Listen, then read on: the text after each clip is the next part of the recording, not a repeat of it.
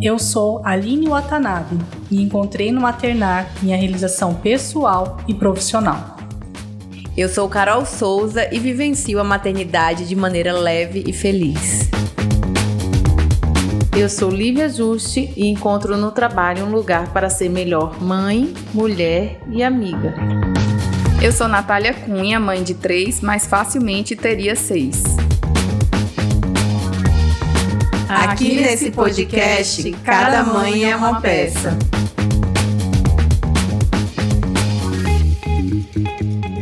Chegou o melhor dia da semana, terça-feira, dia de episódio novo, vocês já sabem, do nosso podcast Trupe de Mãe.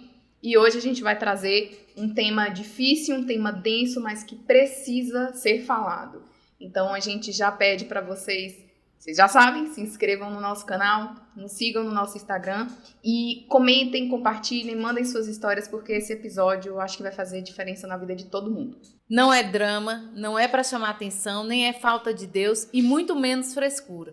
A depressão é a doença psiquiátrica crônica e recorrente que produz alterações no humor caracterizada por tristeza profunda e forte sentimento de desesperança. Estamos aqui hoje para falar o que quase ninguém fala, para mostrar o lado pouco escuro da maternidade e não poderíamos escolher melhor pessoa. Estamos aqui hoje para receber a psiquiatra renomada, doutora Priscila Góes. Seja muito bem-vinda. Obrigada. Estou adorando esse convite. Estou super emocionada. Estou muito feliz por vocês terem me escolhido, por vocês terem me chamado e para eu poder passar um pouquinho da psiquiatria, que é uma paixão, tentar expandir um pouco esse conhecimento. Priscila, e para iniciar aqui esse nosso bate-papo, eu queria que você falasse para o pessoal de casa qual é a diferença entre psicologia e psiquiatria. Carol, a diferença é o tipo de formação e abordagem de cada profissional. O psicólogo ele faz a faculdade de psicologia e a abordagem dele é através de técnicas psicológicas. Já o psiquiatra, a faculdade é de medicina, depois a especialização em psiquiatria e a abordagem do psiquiatra é através de condutas médicas, de medicação, quando for necessário, mas a diferença é essa. Então, primeiro eu preciso ir para o psicólogo encaminhar para um psiquiatra ou eu vou direto para um psiquiatra? Um bom psicólogo sabe a hora de encaminhar ao psiquiatra e um bom psiquiatra sabe a hora de encaminhar ao psicólogo. Então, assim, não tem um começo. Eu não sei se eu vou ao psicólogo primeiro ou se eu vou ao psiquiatra. Depende da sua dor. Às vezes, é muito mais fácil, até mesmo pelo estigma. As pessoas têm uma facilidade maior em procurar o psicólogo. Mas se o psicólogo nessa abordagem, porque todos nós precisamos fazer terapia, porque a terapia nada mais do que você aprender quando você não está dando conta, e a gente nem sempre dá conta, de lidar com a vida. Então eu gosto de falar que o psicólogo é como se ele fosse um leme, ele nos norteia na nossa vida, ele vai nos orientando. Então a procura depende do paciente. Se o paciente estiver tendo muitos sintomas físicos, o ideal é que procure primeiro o psiquiatra. Mas uma das possibilidades é essa. Vá ao psicólogo, procure o psicólogo que ele vai te direcionar. Quais seriam os sintomas físicos, doutora? Quando a gente começa a observar a incapacidade. Porque ter momentos de tristeza, a tristeza é fisiológica. Ter momentos de ansiedade, a ansiedade também é fisiológica. Mas quando isso ultrapassa um sofrimento, ultrapassa uma normalidade, precisa ser medicado. Até quadros leves, então em todos os transtornos, transtorno ansioso, transtorno depressivo, então vamos falar do transtorno depressivo. Até quadros leves, a gente pode tratar esse paciente apenas com terapia. Normalmente a gente trata esse paciente com medicação em quadros leves a pedido do paciente, por escolha do paciente, ou se o paciente já traz um histórico anterior de quadros depressivos prévios, então a gente não vai esperar voltar a ter um quadro moderado ou grave. Então toda vez que você perceber que está tendo um sofrimento psíquico e que você não está dando conta, procure um psiquiatra, porque vai ser medicado. Não tá dormindo, uma insônia, uma alteração do comportamento. Ou até aquele travamento. Eu não consigo mais fazer as atividades que eu fazia normalmente por conta de uma palpitação, de um problema que eu sei que não é só físico, né? O transtorno psiquiátrico ele é muito limitador. Entendi. Ele limita o paciente. Uhum. Então, quanto antes a gente trata, o risco de cronificação, a chance de cronificação é muito menor. Então, a gente consegue ter uma abordagem. Tem uma fala, uma frase que diz assim: a depressão ela tem que ser bem tratada para ser tratada uma única vez. Mas a gente sabe que nem sempre dá. Pri, a gente te convidou aqui nesse podcast, e esse podcast a gente fala essencialmente sobre mães, né, sobre a maternidade, enfim, tudo que envolve esse universo. E a gente sabe que o papel da mãe, na maioria das vezes, é o cuidado, né? E a gente quer falar sobre depressão materna, sobre depressão pós-parto, sobre saúde materna, mental materna. E eu queria te perguntar, quando não vai bem, quem é que normalmente cuida dessa pessoa que normalmente sempre cuida? Quem cuida de quem cuida, né? Quem cuida de quem cuida. O bebê chegou. Todas as atenções estão voltadas para esse bebê. Mas a gente não pode esquecer que ao lado desse bebê tem uma mãe. Que é um recém-nascido bem assistido, também ele precisa de uma mãe amparada. Então, assim, quando você vai visitar um bebê, você leva o presente para o bebê. Você pede licença, é do bebê. Então, a mãe acaba sendo, né, uma figura ali. Então, assim, as atenções são todas para o bebê, os presentes são todos para o bebê, mas a gente não pode esquecer que existe uma mãe que ela tá feliz, tá? Então, nós vamos começar com a história de que essa mãe tá feliz, mas ela tá super insegura, ela tá sem dormir, ela tá abatida, ela tá cansada, ela tá exausta, Então, a gente não pode esquecer que existe essa mãe que está morrendo de medo ao lado desse bebê. E às vezes as intervenções, as perguntas, incomoda, gera mais desespero nessa mãe. Então, por exemplo, evite falar algumas coisas. A primeira coisa que a gente precisa é não julgar essa mulher. Porque essa mulher, ela pode estar sofrendo. Ela está sem dormir, ela está exausta, ela está com o sono quebrado. Então, julgar, nossa, mas você devia estar feliz, você acabou de ser mãe. A outra coisa é tentar dividir as rotinas com essa mulher, porque assim, socialmente as atividades são todas da mãe, né, da mulher, não da mãe. Então, tentar dividir tarefas que são exclusivas da mulher.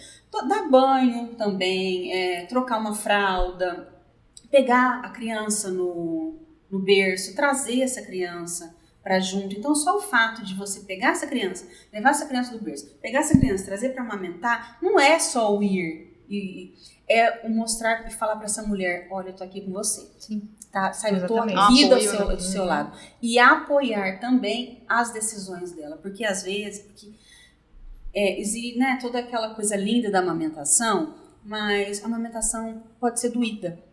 A amamentação pode ser dolorosa, não só fisicamente, mas ela pode doer, e ela pode doer na alma. E às vezes a tomada da decisão de que eu não quero mais amamentar precisa ser respeitada. Sim.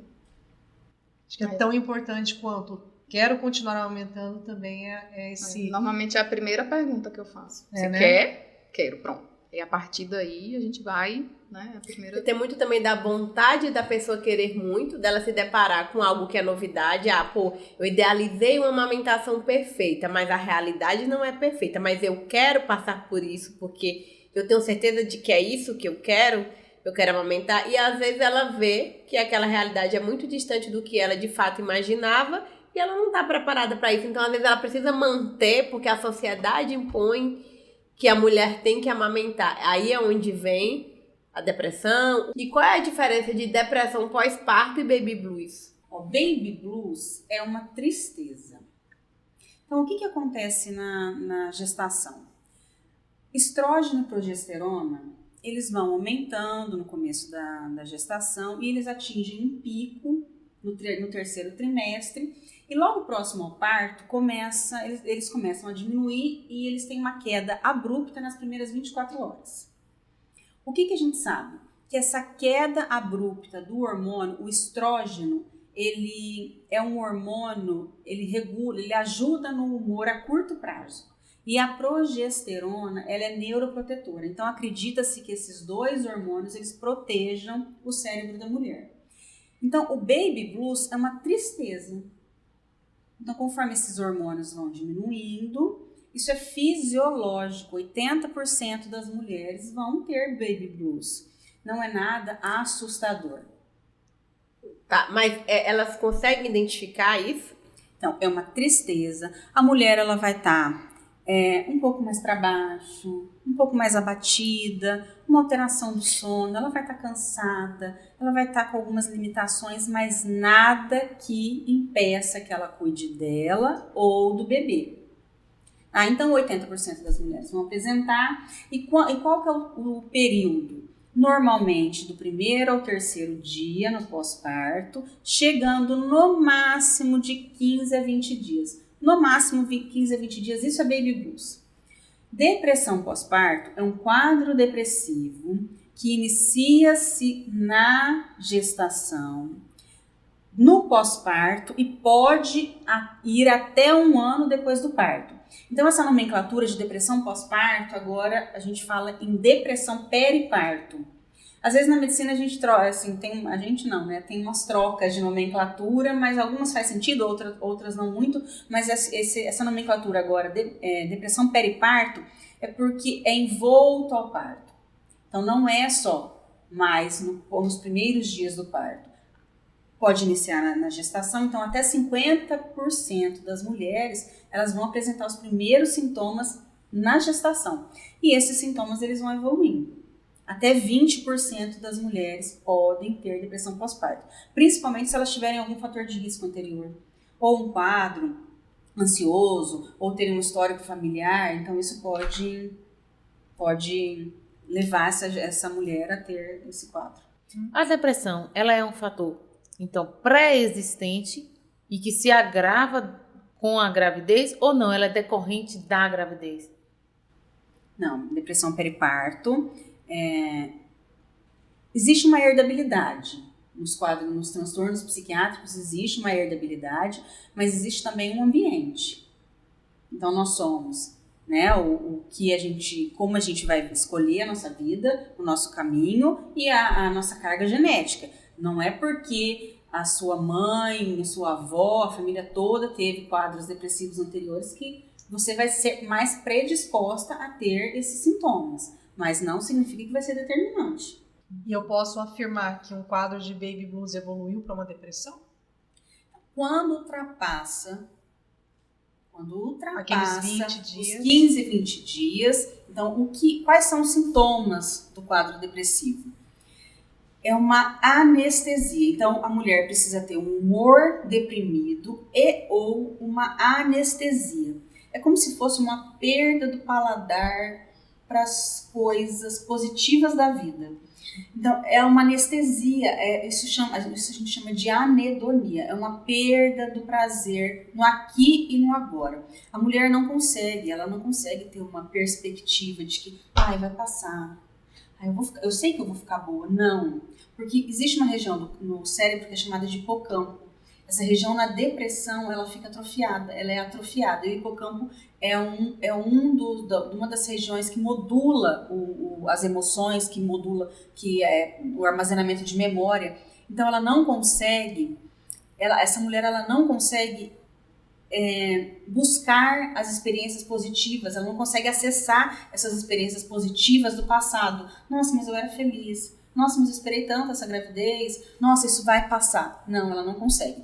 Outros sintomas que são mais sintomas satélites também que pode ter no quadro depressivo, então sintomas com no mínimo 15 dias mas que incapacitam a mulher. O baby blues não incapacita. Entendi. Ela continua cuidando dela. Então, ela vai ter um humor deprimido, ela pode ter anedonia, uma irritabilidade, começa a ficar mais agressiva, mais nervosinha, uma fadiga, mas quando eu falo numa fadiga, é uma fadiga do corpo. Eu não tenho corpo para levantar. Além da exaustão, né, da fadiga mental, eu não tenho corpo para exercer as coisas. Uma perda do apetite, normalmente no pós, né, no puerpério, diminui um pouco o apetite, mas não é a questão de comer menos, é que não desce. Não tem gosto as coisas, então ela não consegue comer, então geralmente emagrece. Problema, insônia. A insônia aqui confunde muito, porque eu já não sei se essa criança que não está deixando eu dormir, ou se eu tô com insônia mesmo, então acaba confundindo. Mas uma perda de esperança. Por essa atrofia no hipocampo, eu não consigo ver melhora, eu não consigo me ver no daqui a pouco, e isso pode ser um embriãozinho para essa mulher começar com alguns pensamentos, conforme os sintomas forem, se forem agravando, mas para quê? Nossa, para quê? Nada, não tô fazendo nada. Não tem sentido, né? As coisas. E até pensamentos suicidas. Caramba.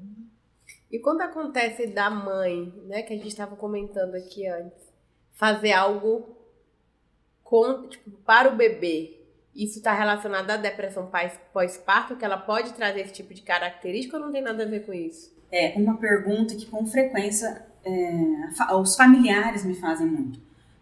Doutora, minha esposa, minha filha, está com depressão pós-parto, ela pode machucar meu neto, meu filho, ou coisa assim? Isso não é uma verdade. Na depressão pós-parto, ao contrário, a mulher ela não está se sentindo digna de cuidar dessa criança. Ela consegue perceber que ela não está conseguindo cuidar dessa criança. Agora, existe um quadro que é muito mais grave, que é a psicose puerperal. A psicose puerperal acomete mais ou menos de 2 a 5 em cada 1000 mulheres, então é muito mais raro. Então, o que é psicose? É um excesso de psiquismo, é um hiperfuncionamento de regiões primitivas do cérebro que acabam levando a alguns sintomas, como delírios, alucinações, comportamento desorganizado. Então, assim, o que são delírios? Delírio é uma ruptura do pensamento, é uma alteração do pensamento. A paciente, quando ela confunde o que é real com o que é fantasia. Então, por exemplo, um dos delírios mais... delírio persecutório. A mulher acha que vão pegar o bebê, que vão roubar o bebê, que estão filmando, que tem uma câmera, que estão passando para vigiá-la. Delírio de ciúmes. Acha que o marido está traindo. Outro tipo que é muito comum, não tão comum, mas nihilista. A mulher acha que tudo de ruim, só catástrofe, vai acontecer alguma coisa. As alucinações. Já as alucinações, elas são alterações da senso-percepção, dos 5 sentidos. Audição, visão, olfato, tátil e gustação. Então, o que é muito perigoso na psicose pós-parto? Porque a mulher ela pode ter alucinações auditivas. E essas alucinações auditivas, elas podem ser de comando. Na depressão pós-parto, às vezes a gente não consegue perceber que essa mulher está deprimindo. Agora, na psicose, não. Porque na psicose, ela vai começar a fazer coisas, ela vai começar a falar coisas que vocês não estão acostumadas a ver ela fazendo, ela vai ter um comportamento totalmente desorganizado. E o risco das alucinações auditivas é que se elas forem de comando, a voz, então é uma voz que fica na cabeça da mulher, que não é a voz dela, não é o pensamento dela, é uma voz que pode induzir ela a fazer algo. Ela fazer alguma coisa contra o bebê. Então, quando a mulher tá psicótica, a gente tem que ficar assim, sabe, muito atento, porque nessa hora que pode acontecer um infanticídio. E esses sinais que a família, quem está envolto ali, percebe, é justamente isso que a senhora disse. Então, é uma mudança de comportamento onde ela jamais teria aquele tipo de comportamento, de atitude, começa a ter, então, a apresentar esses sinais. Psicose puerperal é emergência médica. Assim, na psiquiatria a gente também tem emergência médica, como existe emergência clínica. Então, se observarem essa alteração, é emergência. Precisa levá-lo a um psiquiatra para iniciar o tratamento. Porque nesse caso, a criança pode correr risco, até a própria mãe, né? Com certeza. E essa criança. Pri, e quando se fala, quando a mulher ela tá com a depressão pós-parto, como que é a nova nomenclatura mesmo? Periparto. Quais as características dela em relação ao bebê? Ela rejeita o bebê? Ela fica ali muito deprimida? Ela não aceita? Assim, ela não quer. Quais são as características, tirando a própria depressão, em relação ao bebê, em relação ao novo ambiente ali que ela se encontra? Isso depende de cada. Tem puérperas que ficam em cima do bebê, que não deixa ninguém tocar. Tipo, super protegendo. Super protegendo, ninguém pode trocar, só ela que sabe fazer. Fica aquela coisa até, né, até desagradável às vezes, né, na família, com o marido, super protegendo. Tem aquelas que pede ajuda, que fala, não tô dando conta, cuide. Então, assim, depende de cada, mas não tem uma regra. Falar, olha, ela está em depressão periparto, depressão pós-parto, e ela vai começar a agir assim. Não, na anamnese a gente consegue perceber, ajuda, cuida, pega essa criança. Tem algumas coisas que a gente orienta muito na consulta para prevenir piora de sintomas, mas isso depende na anamnese. Sabe o que é interessante? Sabe o que é interessante, assim?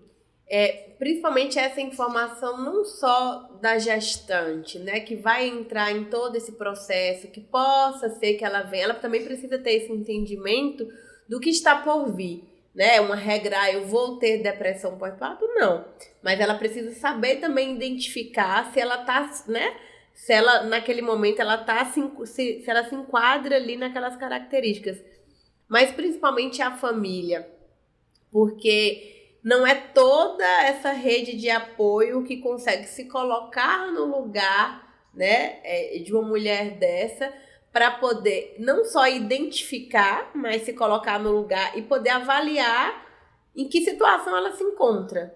Porque na maioria das vezes não existe, né? Vem a cobrança, né? Vem os apontamentos, né? Vem os julgamentos, né? Então, assim, como que essa rede de apoio ela deve se comportar e conseguir identificar essa realidade? Na hora que você descobre que você está grávida, os palpites já começam, né? Todo mundo quer dar palpite. Uma quer dar palpite porque quer realmente ajudar. A outra porque quer dar palpite para mostrar as vivências dela. O outro quer dar palpite por ego. Então, assim, é um pouco sofrido para essa mulher, principalmente na primeira. Na primeira gravidez é uma enxurrada, um bombardeio de palpite. Na segunda, já um pouquinho menos. Mas às vezes a mulher fica sofre mais na segunda, porque ela é como se ela sempre tivesse que provar que ela sabe fazer as coisas. Mas... além de ter a comparação com o primeiro filho que já teve, né? Tudo se compara. Então todo mundo quer se meter, todo mundo quer falar, mas às vezes a gente precisa saber filtrar, né, os palpites. Mas às vezes a gente tá frágil e a gente não consegue. Mas tem alguns palpites que são... nossa, mas que tamanho de barriga, nossa, mas que barriga enorme, meu Deus, a mulher, o que a mulher pensa? Porque a gente sempre acha que a gente não está fazendo as coisas certas, né? A gente sempre tem esse pensamento. Então, nossa, mas você engordou, né? Será que você não está com alguma doença? Será que essa barriga não é barriga de 2? Engraçado que essas coisas deveriam vir... já na gestação, né? E também deveriam vir de quem não é mãe, de quem não viveu, de quem não passou pela experiência, que pelo menos seria uma coisa mais óbvia. Mas a maioria desses julgamentos vem de quem é mãe.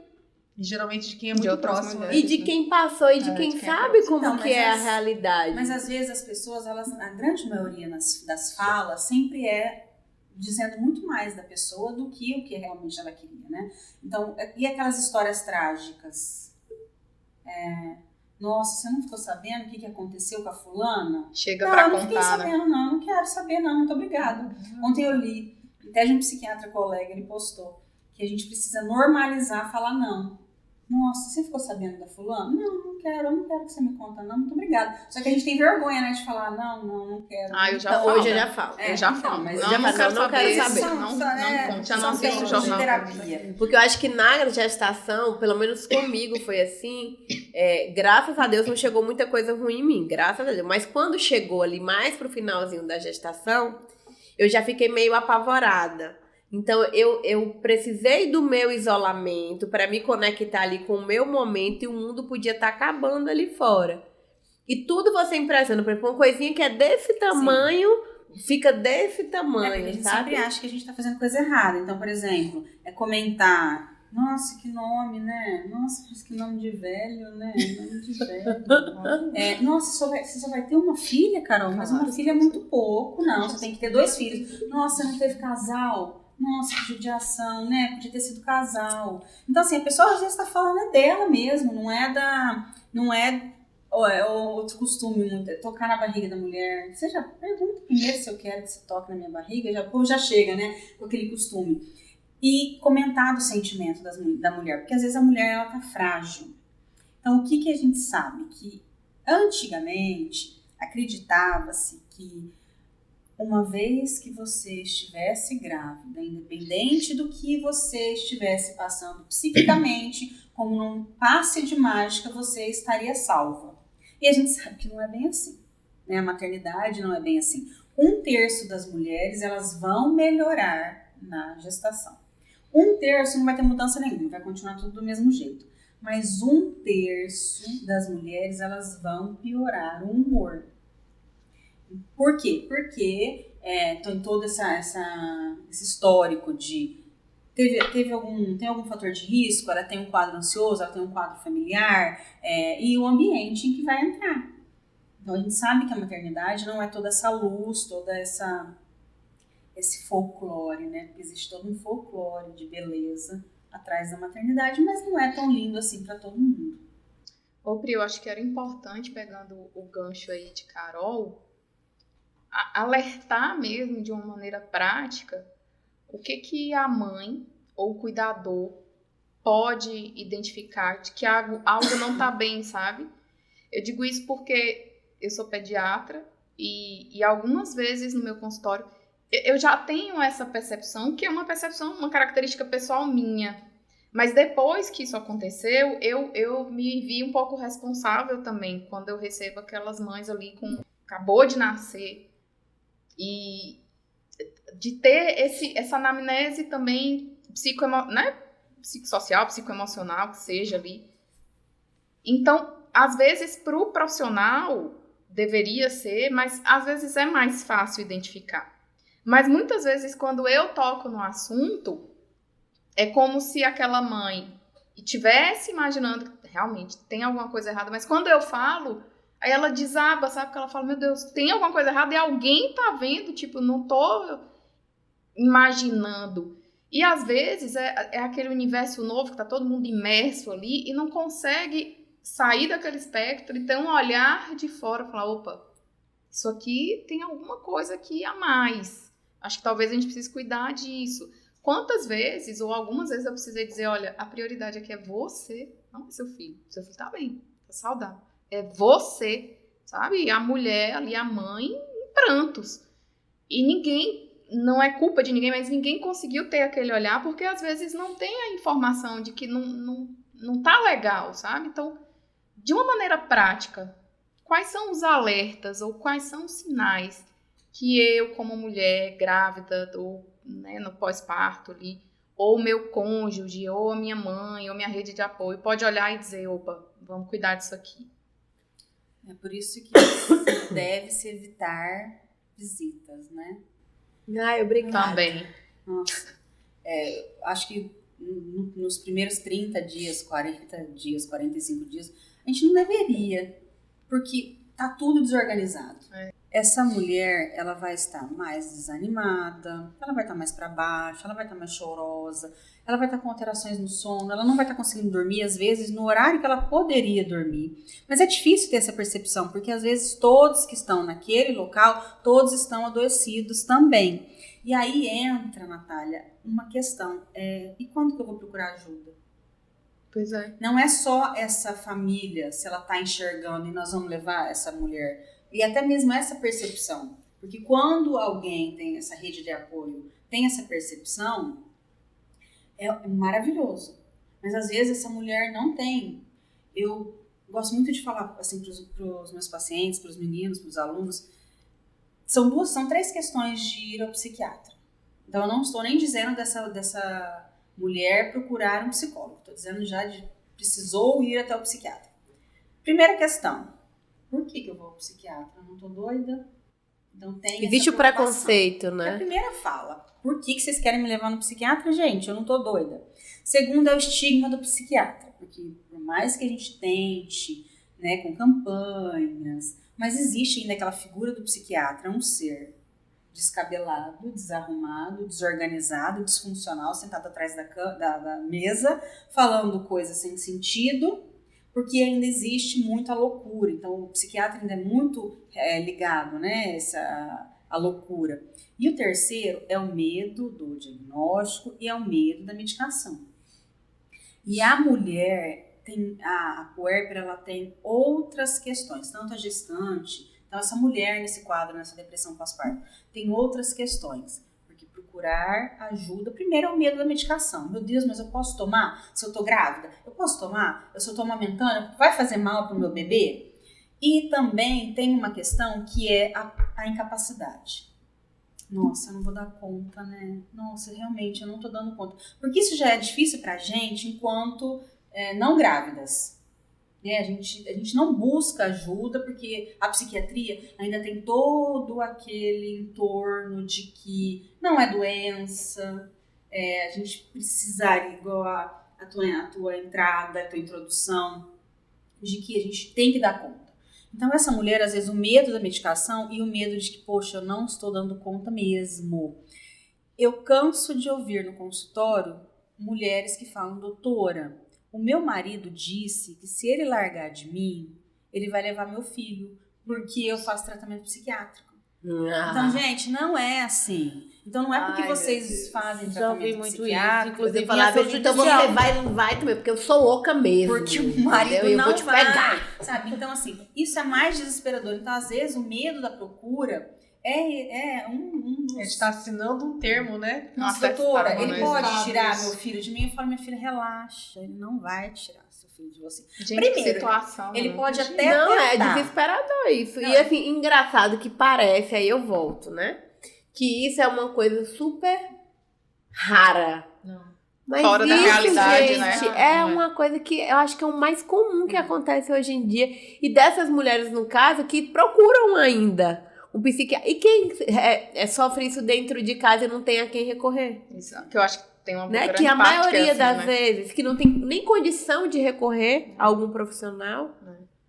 Isso é muito frequente, muito frequente. Elas, ou ex-maridos, né, ou só pais. E não é bem assim. Não. Se chegar nesse ponto, se acontecer, vocês vão precisar passar por uma avaliação psiquiátrica. Seu psiquiatra vai ter que dar um laudo. O juiz não vai chegar e falar, ele tá pedindo a guarda, você toma remédio, né? Não, gente, não é assim. É claro que existem, como já existiu, alguns casos de eu ter que tirar o bebê da mãe, porque a mãe estava psicótica. Mas aí é uma casa Mas de era uma patologia incapacidade e até a mulher falou, doutora, por favor, depois eu volto, tá bom? E aí, depois nós voltamos. Uma dúvida. Essa depressão pós-parto, eu ganhei neném aqui. Ela pode vir a se... como que eu falo? Ela pode aparecer, por exemplo, 1 ano depois? Sim, até 1 ano. Então ela não é... As características, elas não vêm, tipo, aos poucos, não. Às vezes eu posso não sentir nada, tá ótima, e ela vir do nada. Pode vir no final, porque até 1 ano é depressão pós-parto. Depois disso, aí é depressão, transtorno depressivo. Então aí já não é mais, não está tá mais relacionado, envolto, né, no parto. Não pode. Quando você diz assim, que os sinais, né, que a mãe apresenta, está mais triste, desanimada, cansada, me traz, tá? Isso é uma coisa que eu penso, que eu vejo, posso estar errada, e aí vocês A gente pode conversar sobre isso. Hoje em dia tá tão exposto, assim, não romantize a maternidade, né? Porque hoje tá muito exposto nas redes sociais, em tudo que a gente vê, posts e tal, de que realmente a maternidade é cansativa, que você vai ficar sem dormir, que vai ser exaustivo. Que traz para mim, escutando agora, falando sobre, né, a depressão periparto, de que parece que é normal. Você se sentir triste, você se sentir cansada. Por tanta coisa que a gente teve, por tanto conteúdo que a gente vê na internet sobre isso, né? De tantas mães expondo o dia a dia, dizendo que, nem escovei o dente hoje, não tenho ânimo nem para pentear o cabelo. Então, para quem é leigo, para quem não tem acesso à informação, aos meus olhos, me dá a entender de que se sentir cansada, se sentir desanimada, não ter vontade para nada, porque um filho acabou de nascer e que é toda uma nova realidade, está sendo normal. E aí vem o que você disse, que quando você tem vontade, você pode dormir, mas não consegue, eu acho que isso seria um diferencial, para a gente estar em alerta. Fala, olha, aqui eu podia estar descansando, mas eu não estou conseguindo. Então, porque a gente sabe que depois que a criança nasce, a gente tem um bebê em casa, os primeiros meses, até o primeiro ano, realmente é muito cansativo, muda toda a rotina, né? Os hormônios estão ali também, todos ainda alterados. Além disso, existe alguma outra alteração que eu possa dizer assim, não, isso aqui é uma característica mais fiel de uma depressão periparto? Eu digo isso porque às vezes, como você disse, toda a família está envolta ali, que também pode estar doente, que também está vivenciando essa mudança toda, que também não está conseguindo dormir, não está descansando, fica mais prostrado, e às vezes nem consegue reconhecer um no outro, porque como está todo mundo doente, está tudo muito normal. Então, existe mais alguma coisa, desculpa insistir nisso, mas é só por essa questão mesmo, de ver que é tão exposto isso hoje em dia, que acaba parecendo que aquilo vai acontecer com todas as mães que tiveram. Não, e também porque eu acho que a grande dificuldade é normal, então, eu me sentir assim, né? Isso, normal. Então, mas aí vamos Até onde diferenciar. Mas só antes de você entrar, assim, trazendo o que a Aline trouxe, mas ao mesmo tempo que não é normal, eu acho que tem um básico que você precisa entender, aonde você está entrando, para você também não trazer tudo que você passa como uma dificuldade. Um exemplo. Engravidei. Então, eu amamentar a dói, questão da é vitimização, difícil. Né, é isso, eu acho que sim. Não tem como você querer ser mãe e você não ter que abdicar das coisas. Não tem como você amamentar e não passar pelo processo da dor. Não tem como você... Não, calma, amiga. Tipo assim, não entrando em detalhes disso, mas, tipo, falando como um todo, sabe? Por mais que você tenha... Nem todas, a maioria das pessoas, por mais que você tenha... você passou pelo processo da dor, você não passou, tipo assim, você não passou por nada. Eu passei, mas depois também passei de boa. Hoje o meu prazer, e sempre com as dores que eu tive, foi amamentar. Tanto que eu amamento até hoje. Mas isso faz parte de um processo, de você entender que nem tudo são flores, mas que você precisa passar por aquilo. Então vem a parte do que realmente você traz como uma dificuldade e como você traz além de uma dificuldade, como se as pessoas não tivessem a mínima capacidade de entender que é um processo de amadurecimento, um processo doloroso e que você precisa passar por aquilo. Então, acho que tem dois pontos, né? Do que você traz sempre como a dificuldade, que você não é capaz e tudo se torna um fardo, e de que você realmente precisa passar pelo processo para você amadurecer, para você entender, para você aprender, entendeu? Então, acho que são esses dois contextos, assim. A gente precisa saber o que é fisiológico e o que é patológico. Isso. E por isso que a maternidade deveria vir quando você pode ser mãe, né?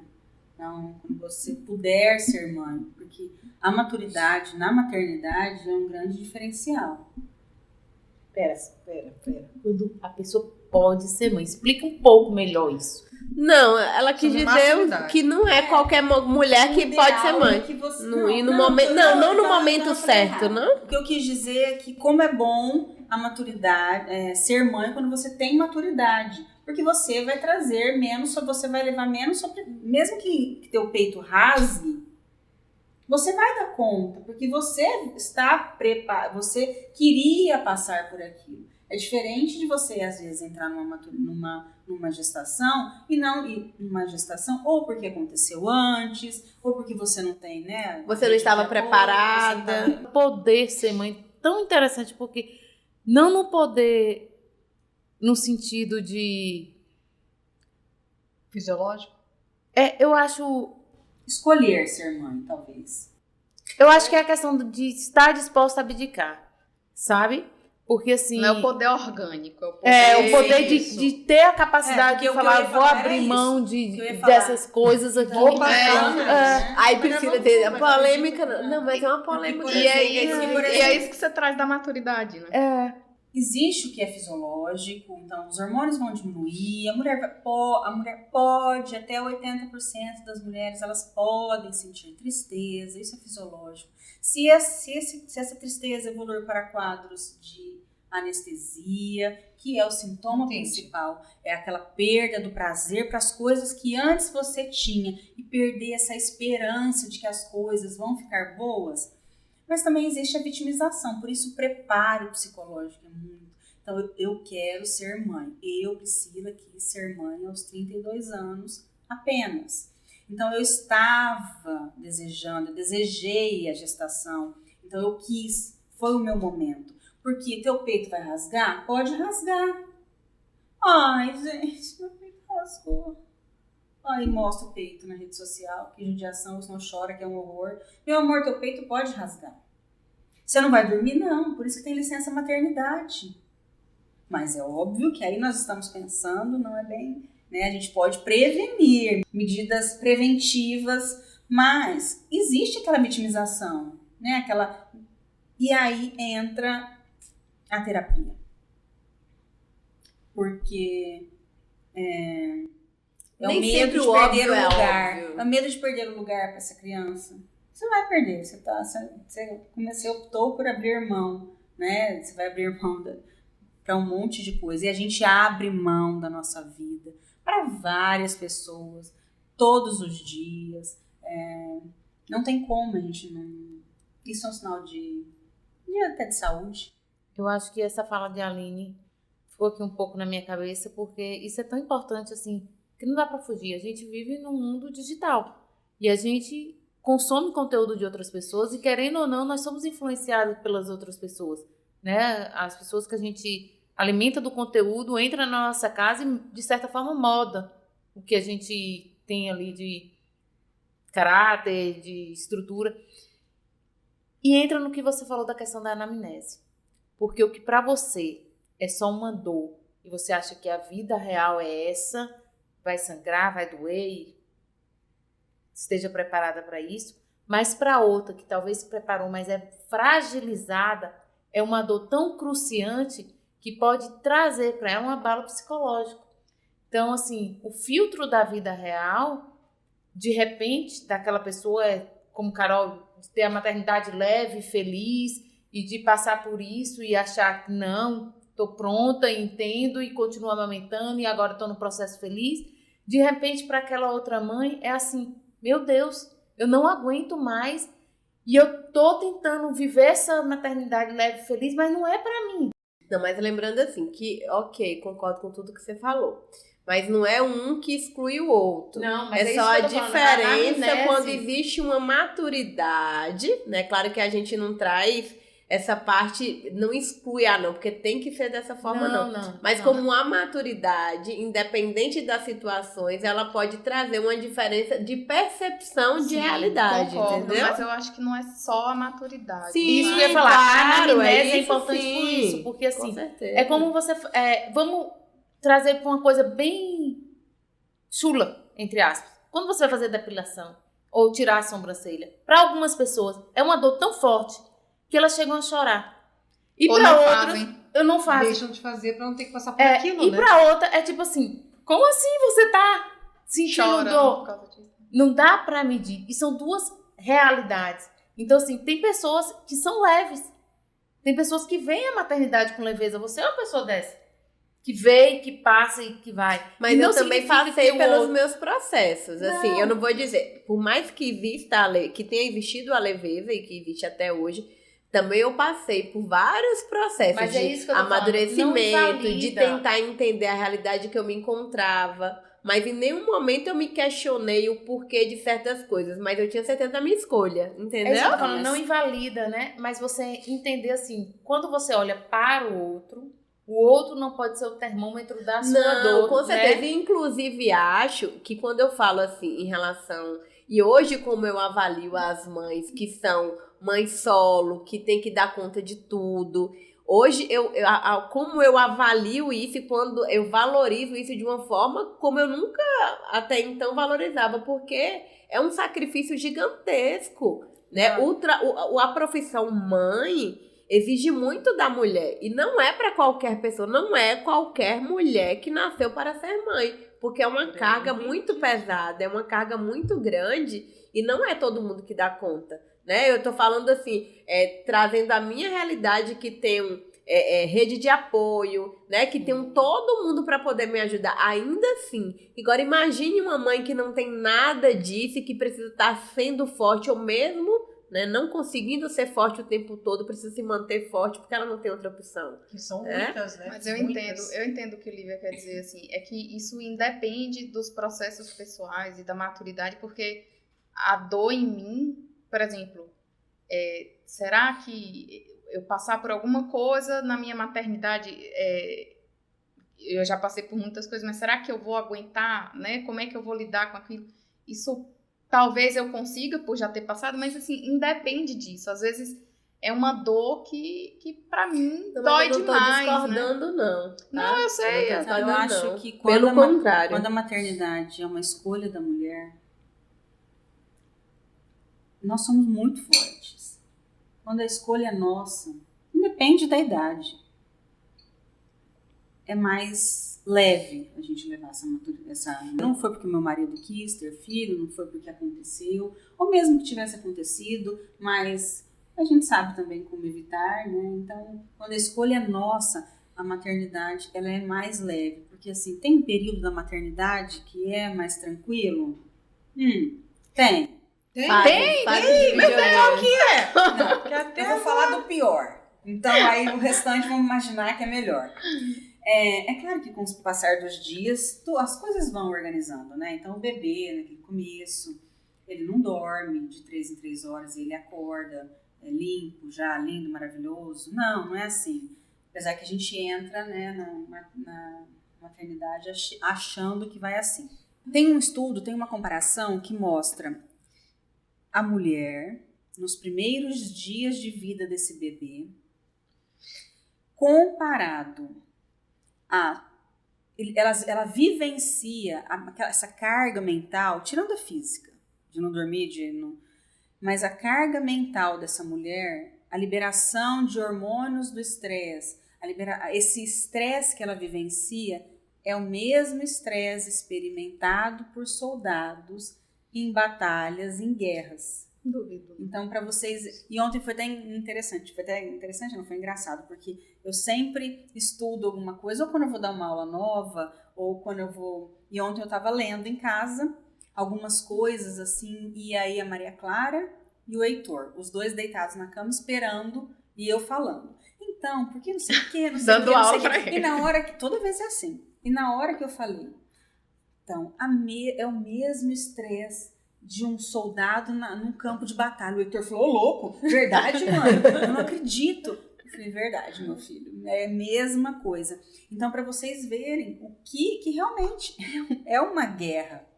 Mas é difícil para a mulher mesmo. E não é importante isso que você está falando, porque os homens que estão em casa e que assistem com suas mulheres, porque nós colocamos todos sentadinhos lindos comendo pipoca, para que eles cresçam junto com nós. Entenda isso.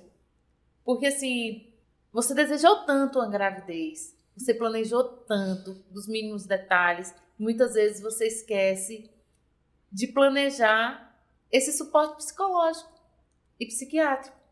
E aí eu te pergunto, Priscila, em que momento quem está pensando em ter um filho deve se preparar para não passar por isso? Nos Estados Unidos tem até alguns programas que ao longo da gestação Já tem todo um preparo da rotina para essa mulher entrar na gravidez, no parto. Então, eu às vezes oriento meus pacientes, converse com o seu ginecologista, ou se você já quiser adiantar com o pediatra, as mamadas. Porque a mulher que tem fatores de risco, ou que ela já está entrando numa gravidez, ou quando essa mãe me procura já adoecida, tem algumas coisas que são mandatórias. Essa mulher precisa dormir. Ela precisa dormir. Então assim, a gente não precisa, o bebê não necessariamente ele precisa mamar na madrugada. Então dá para ser visto isso, dá para ser visto quem que vai pegar esse bebê na madrugada. Então organizar essa rotina é importante. E se você não estiver dando conta de amamentar, tudo bem, porque não é a amamentação que gera o vínculo. Vamos repetir isso? Que isso aí é um corte super polêmico. Mas é um plus, tá? Não, calma, pediatra, nessa hora. Vamos. Eu gostei dessa fala. Mas aí eu vou falar. Eu gostei dessa fala, lindo, vamos repetir. Que é lindo amamentar, que a gente precisa, e que se a gente conseguir, ótimo, que maravilha. Não, mas vamos dar uma ênfase pra essa fala, porque essa fala é um corte tão gostoso. Ai, meu Deus do céu, só porque você não gostou de amamentar. Eu gostei, aí que tá, eu amei, só que eu não tenho esse vínculo. Eu não tenho Pode pegar a luva de boxe. Esse êxtase do Nirvana, do não sei o que. Não. Mas só porque ela não chegou no Nirvana. Não pode ser. Eu não cheguei no Nirvana. Vamos lá, eu gostei dessa fala. Essa fala dá um corte bom e polêmico. Não, mas eu concordo em 100%. Até porque toda vez que eu falo... Calma, Natália. Toda vez que eu vou dar... Porque vocês sabem que eu sou defensora da amamentação. Mas toda vez que eu falo sobre a amamentação, eu tenho o cuidado de falar para aquela mulher que não amamentou. Porque uma das coisas que a mulher que não amamentou e gostaria de ter amamentado pensa... é que ela não vai criar vínculo com o filho. Verdade, que isso não entendeu? vai acontecer, né? Que ela não, o amor é diferente. E não é. Então, eu concordo com essa fala. Não é a amamentação que gera o vínculo. Então, não se obriguem a amamentar. Às vezes a gente não consegue. Às vezes, como eu falei, dói, é doloroso, é angustiante. O que gera o vínculo? É o toque, pele a pele. Então, se o seu bebê tiver isso, não é o teu peito. Pode ser a mamadeira. Por que é o toque? Porque quem faz o vínculo é a ocitocina, que é o hormônio que produz o leite, mas muito melhor do que produzir o leite, ele faz o vínculo do apego. Então, quando a gente adota, e coloca seu filho, coloca essa criança aqui, 20 dias você dando mamadeira para essa criança, você já está apaixonada. Então, seu marido não tem vínculo com seu filho, porque isso às vezes eu escuto bastante. Nossa, doutora, mas eu fico lá fazendo as coisas todas, eu fico o tempo todo e meu marido ele não parece que ele não consegue pegar. Então, todo dia que seu marido chegar em casa, manda ele tomar banho, fica bonitinho, cheirosinho, ele deita, coloque o bebê sobre a barriga dele, peladinho de preferência, nu ou com uma roupinha, e deixa lá 15 minutinhos. Em 15 dias, teu marido vai ligar e falar, pelo amor de Deus, me espera para tomar banho. Espera que eu quero dar banho nele. Porque o vínculo é da ocitocina. Então, por exemplo, o desapego. Uma mulher, ela consegue dar o filho, ela consegue desapegar de uma criança se ela não tiver contato físico com essa criança nas primeiras 48 horas. Agora, se ela tiver contato físico, vai começar a produzir ocitocina, aí já era. Essa mulher não consegue mais desfazer. Então, às vezes a gente pergunta, meu Deus, olha, foi encontrado um bebê jogado não sei aonde, ou na lata de lixo, ou numa caçamba. Como que essa mulher teve coragem? Porque ela não teve vínculo, ela não criou vínculo com essa criança. Quando a gente cria vínculo, a gente não desapega. Nós falamos tanto desse olhar para a mãe, que é muito importante e necessário, mas dentro desse contexto, como fica a carga mental para o homem? Vamos voltar um pouquinho para a carga mental da mulher. Então, a carga mental da mulher nunca vai ser igual ao homem. Por exemplo, pergunte para o seu marido se alguma vez ele acordou de madrugada taquicárdico porque ele tinha esquecido de comprar o presentinho do coleguinha que amanhã seu filho tem aniversário. Senhor. Nem acorda. Ou Ele nem acorda. se ele teve aquela intuição de que, ai meu Deus, será que tá coberto? Será que o quarto tá frio? Como que será que tá? Se alguma vez ele saiu com a mala do C, se chover, se nevar, se fizer sol, se passar fome, se tiver sede. Então, assim, essa carga, você pode ter um marido maravilhoso. Ele pode fazer, ele pode trocar, ele pode dar comida, ele pode dar banho, ele pode trocar todas as fraldas do dia, ele pode levar seu filho para todos os lugares. Mas quem planeja, gerencia e Executa. Não, maioria ele das pode vezes. executar, mas quem planeja e quem gerencia tudo isso é você, porque ele pode trocar teu filho, mas às vezes ele não sabe onde fica a meia. A Você fralda, o lencinho, precisa fazer a isso daí. arrumada. Mas a gente não pode esquecer também que existe o adoecimento desse pai. Primeiro porque né, O centro das atenções é esse bebê. Segundo, é a mãe. Terceiro, as avós. Eu ia falar, sogra. As avós. Todo mundo chega, fica o bebê, a mãe, a avó no quarto e o pai, coitado. Não, tem os padrinhos ainda, que às vezes tem padrinho. Então, esse homem ele vai perdendo aquele espaço. E a gente esquece que o homem também pode ter depressão pós-parto. É mesmo? 10%.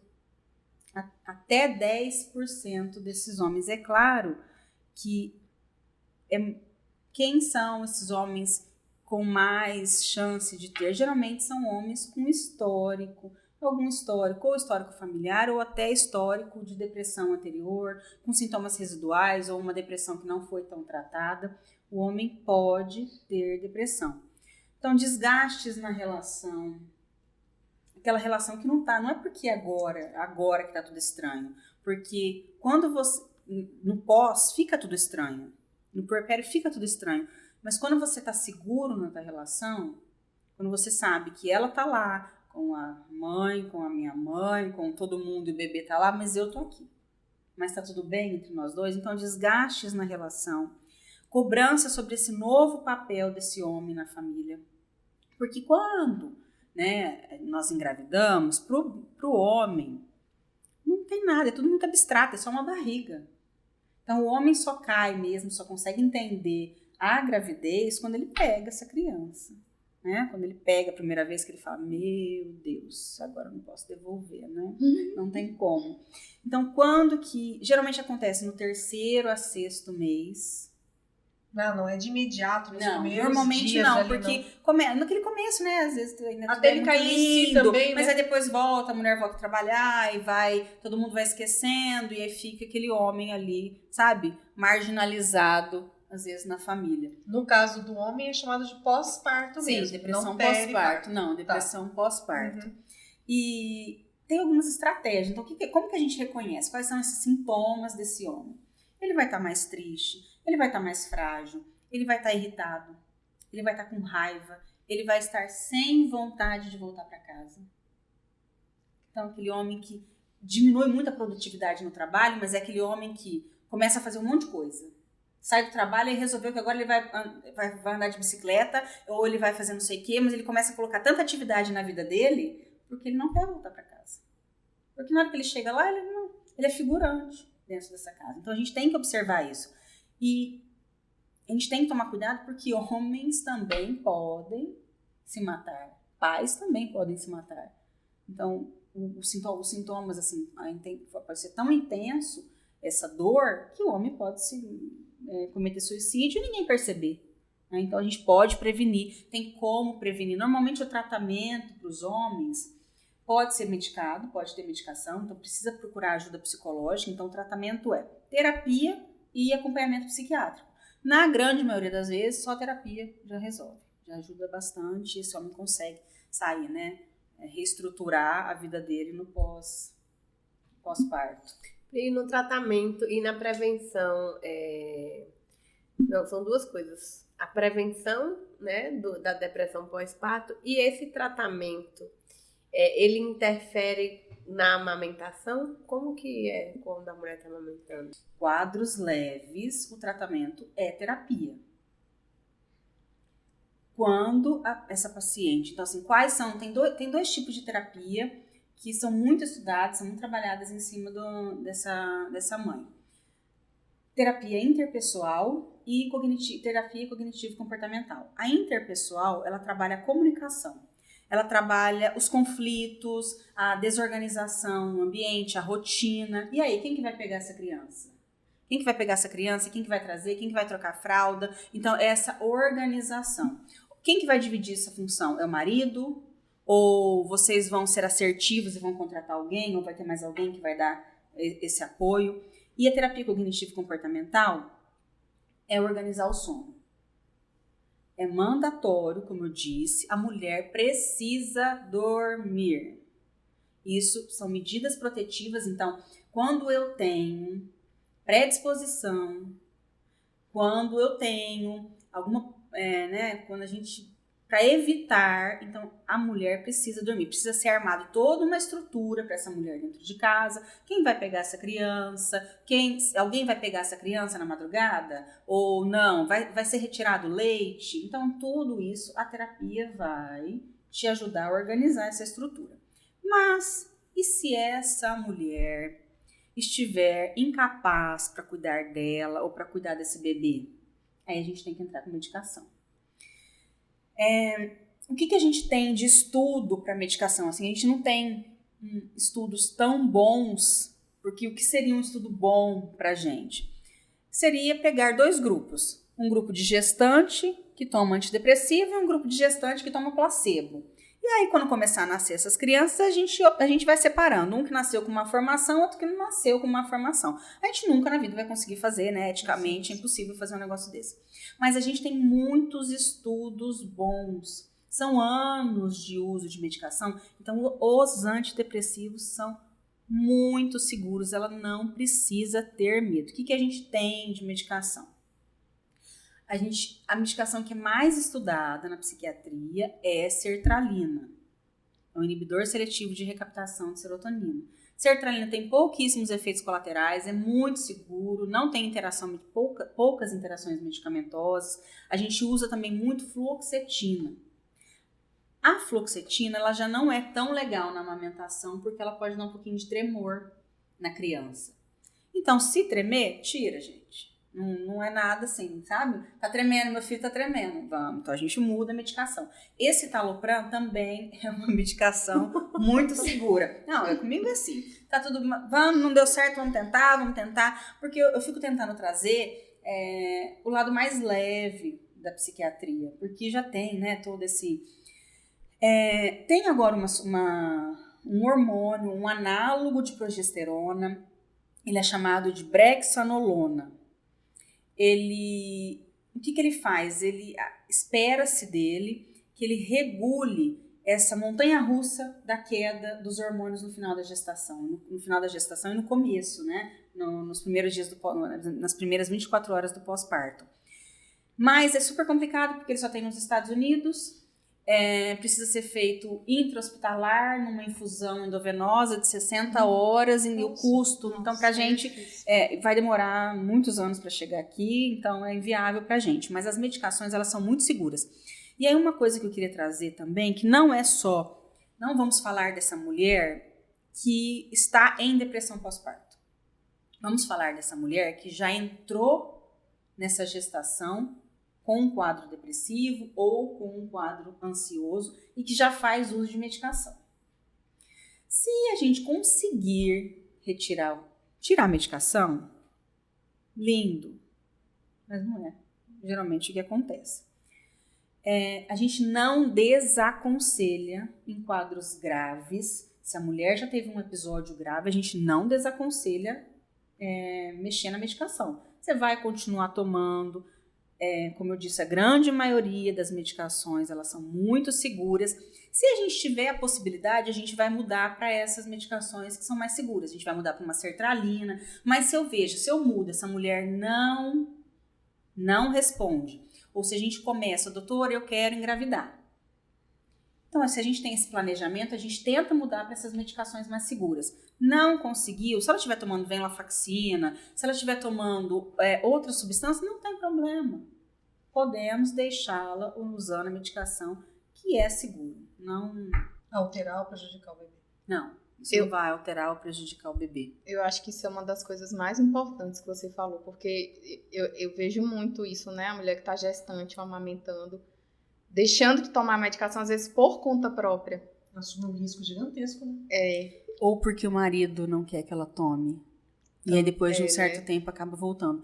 Não precisa. Se eu puder deixar uma informação hoje aqui, é que mulheres grávidas ou que pretendem engravidar, não é necessário retirar a medicação. É muito seguro, vocês não precisam ficar preocupadas. É muito melhor uma mulher saudável do que... eu ainda sou até um pouco exagerada, que eu falo, o que adianta essa mulher pensar, né, a gente pensar tanto nessa criança e esquecer dessa mulher, aí essa mulher vai ser jogada da ponte ou vai entrar embaixo de um caminhão e aí não vai ter nem mulher, não vai ter nem bebê, não vai ter nada.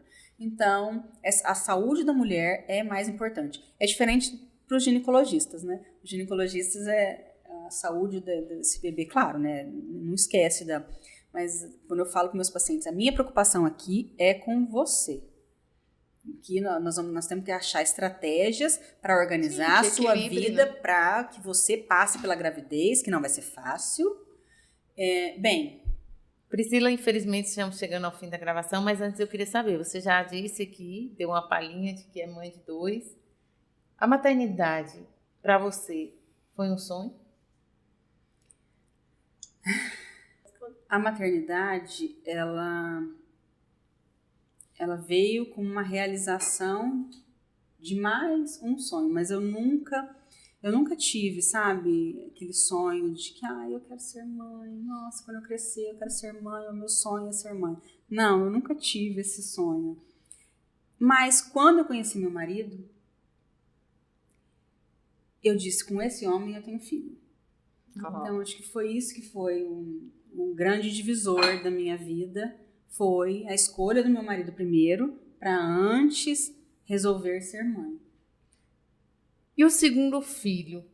Foi uma decisão consciente de que o primeiro foi tão maravilhoso que eu quero repetir a dose? Tudo na minha vida eu tenho eu sempre acho que as coisas são...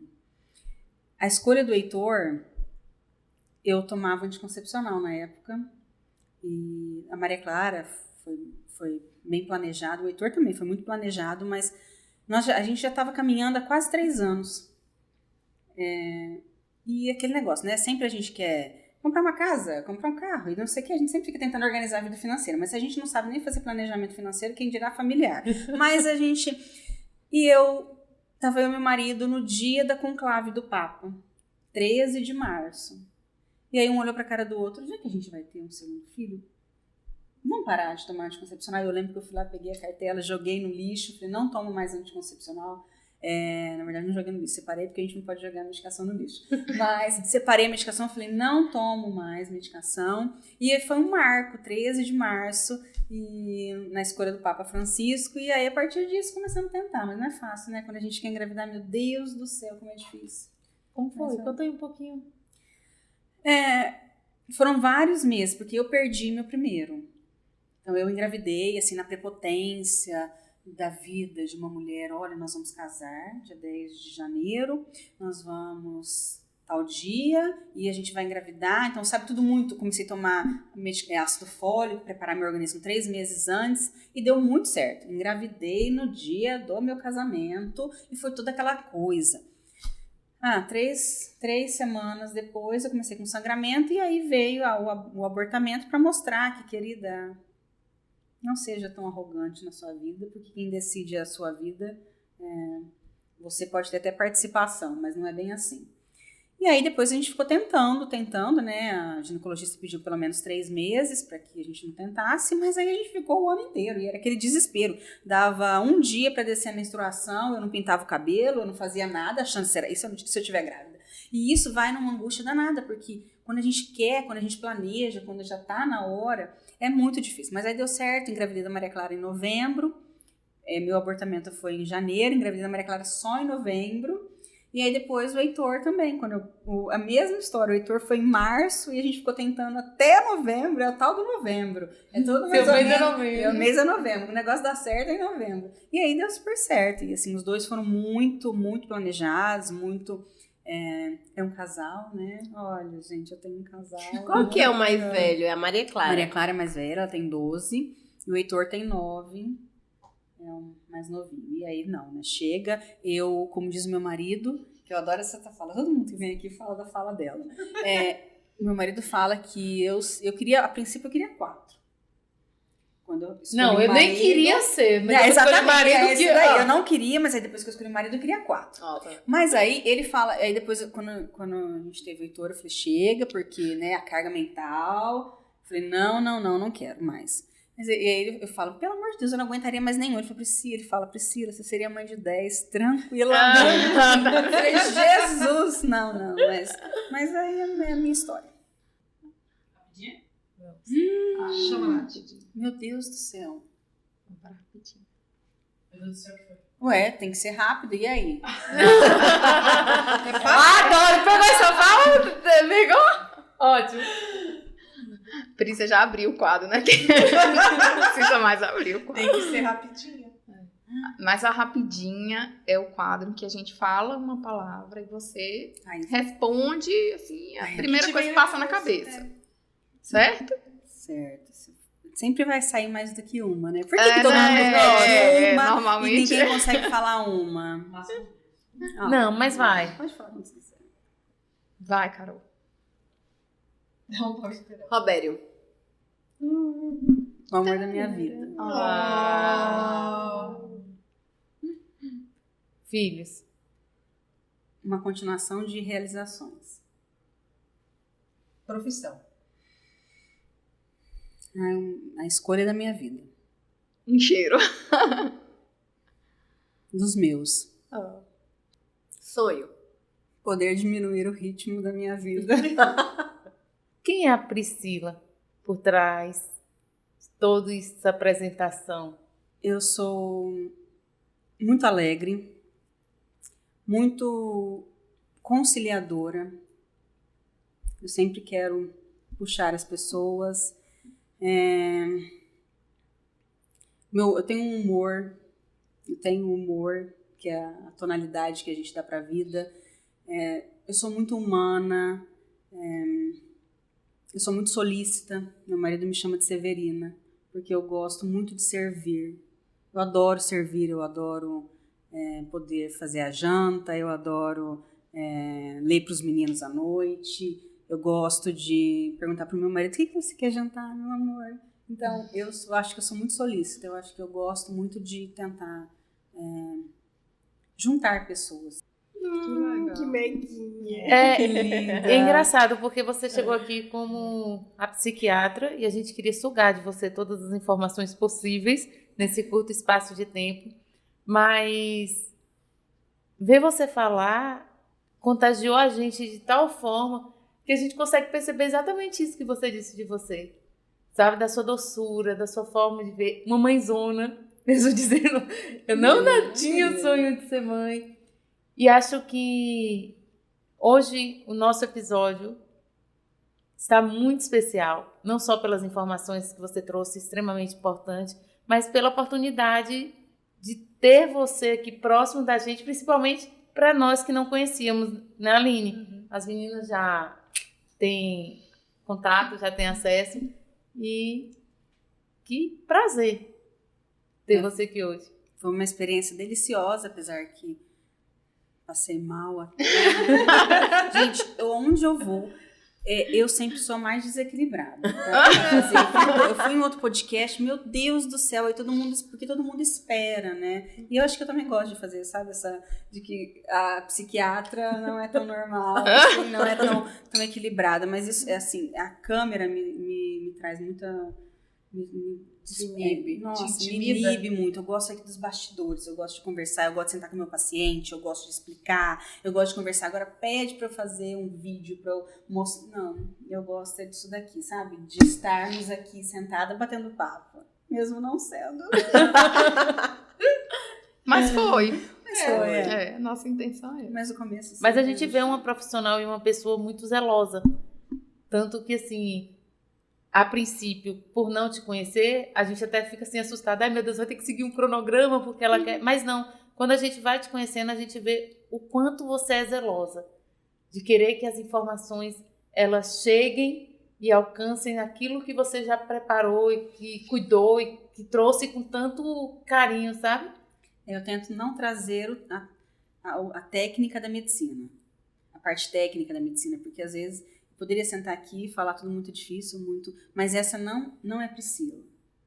Eu desenho nas minhas consultas, eu faço desenho, eu faço neurônios, eu mostro. Então, assim, eu gosto muito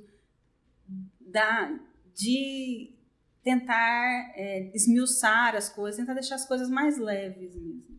Então esse foi mais um episódio, a gente está muito feliz de ter recebido a Priscila aqui e ter aprendido com ela coisas novas, como a gente disse, coisas que são difíceis, um lado da maternidade que a gente às vezes evita falar, um lado da maternidade que não é muito mostrado, mas que deveria, e a gente espera que esse episódio tenha servido de alerta para que nós mulheres, nós mães, nós avós, tias, primas, maridos, irmãos, estejamos mais atentos a esses sinais que podem ser sutis, podem se confundir com o dia a dia e o cansaço da maternidade, mas que são extremamente importantes de serem levados em consideração, de procurarem ajuda. Hoje a gente aprendeu a como fazer isso, hoje a gente aprendeu que é possível fazer isso, e que é seguro fazer isso.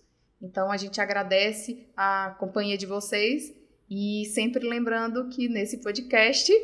Cada mãe é uma peça!